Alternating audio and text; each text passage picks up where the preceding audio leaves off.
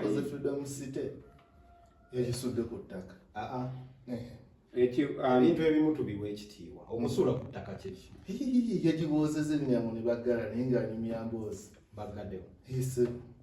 yagaggwa freedom city bagigadde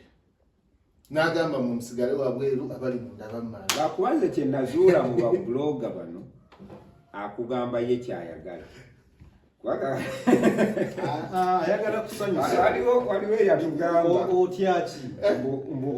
wewomereza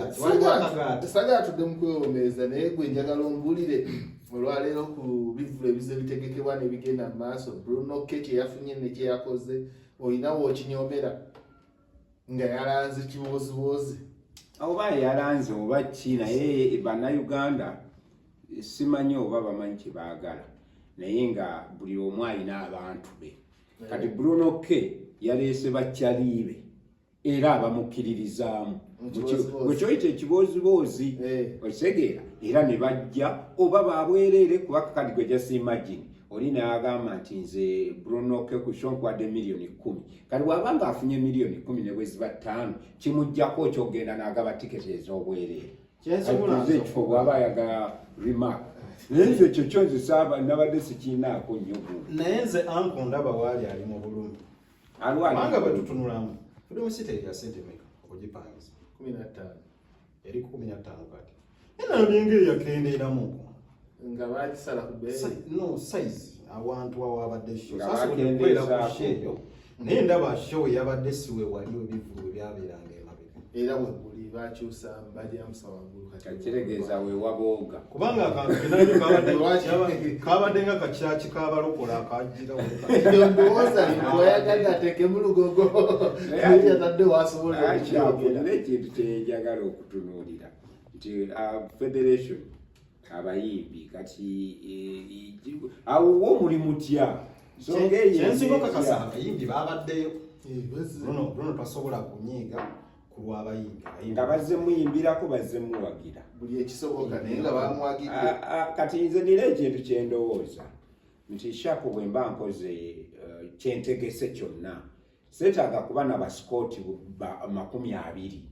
kuba bakyali bange nga bazze kubaawo bubeezi njagala basikooti bazze anti nga bazze kugula so si kujja kunyimbirako kati okusinziira mu indasitule yaffe wano ndowooza yakakikolako yeepasi ebintu bya epasi birimu embeera alina engeri gye yasetinga ekintu kye kubanga ye yagamba epasi yakola statement ennungi yagamba ye gwe bw'oba mukwano gwange seetagisa kukozesa gwe mukwano gwange kukyalo kubanga naawe oba omanyi nti shapu alina ekintu bwekiti kiva mu kwagalako era epasi mu mikwano gye bagala balina omusapootinga mikwano gye bamuwaayo kati nze kyekintu kyentunuulira nti kyolina okufokasingako kuba bw'oba mukwano gwange naye nga tosobola ate kuleeta sente mu nsawo yange ate ng'ozirina ontegeera oba nti kati n'osuubira ate ngende nnoonye bali abatayina obuzibu bwe tukyalina kati mwinda kati gwe omuyimbi bw'oba ozze kunnyimbirako nze nalaze kiboozibozi kyekintu alien yakikola ku show yesembyeyo yakikola munnamawulire yasasula buli muntu yasasula tewali yayingira mu show yalina nnyo obukakafu tolina nnyo obukakafu kiraga kaatu era sijjasobola kwogera ku nsonga za oyo nza ndi musaayi alina engeri gyakola ebintu bya simulinaako buzibu nza ndi musaayi simulinaako buzibu naye sijjasobola kwogera ku nsonga kale mukulu naye nze kamukugamba essaawa eno omanyi gyali muggwanga taliimu omusajja bali mumujjenja omutwe ne mugwasa kati yali kusente yakweriogamba tosobola kwogera ku nsonga eyo oyinza saagala kwogera tiimu ebase waliyo tiimu buno obusajja obuyita bumayanja family ati nzijukira amawulire ge nalaba because ebusoga mayanja family yamukubira ebusoga golowooza kyava mu ggwanga bajje kakati kanguulire kuzanya politics kawese yes ebintu ebimu tukkirize nti osobola okunyiiza abantu bakwekubira basitesha amayanja be bayokera amamotoka emabega eri mu bivulu nga bakoze ebivulu era waliwo bintu ebyo biri byawukana buli ali ku kya stage lwayimbi katubuze basiteshi bagundi bakasalinde bakubanga obucupa era baali bamayanja family baali balanza abayimbi ne batajja obucupa bano baninye stage ekyo kyali mu kwogera kintwala kati okwogera omwami Uncle Bigai yalina ensonga ze n'omukulu wa federation ze sitegeero bazina makulu ky'ensonga zaabwe naye wakati mu kuba n'ensonga ze mwami Bigai olunaku lwakyalumu ne bookya emmotoka ye Uncle Bigai n'agamba nti omukulu wa federation lwayekeze emmotoka ye mutuufu ng'okitunulya ng'olaba tekigatta naye nga yali akakasa nti yakoze ekiro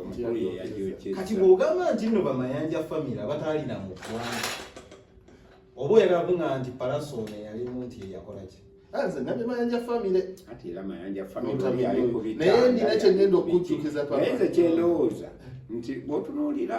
era nga bw'ogambye nti ensonga z'omukulu oyo toyagala zoogerako nange sisaagala zoogerako nti bano ba mukulu Jofule batuuka ekiseera nga ndowooza bawagira buwagizi bagatta laavu y'okwagala sometimes wetubeera mu discussion ebimu ne bikusobera sajja najja byansoberera ddala ebintu bikusobera naye tukkiriza essaawa eno yaliwo eno generation kati yagirina kati jagombulira ani aliwo ani asobola okukola essaawa eno ali emukyakola mu Uganda ekyokubba abantu kyonna bwokiyise bwekuba kubba abamutandikawo era mayanja famire wayesimba obubbi yeyatandikawo sisitimu eyo omwana asanze kyalanda nekyatambula omanyi shaapu emitwe gyaffe tekuli elementi tuleke kuva ku fangoni eyo fangoni nogosawo nsayi kuyiika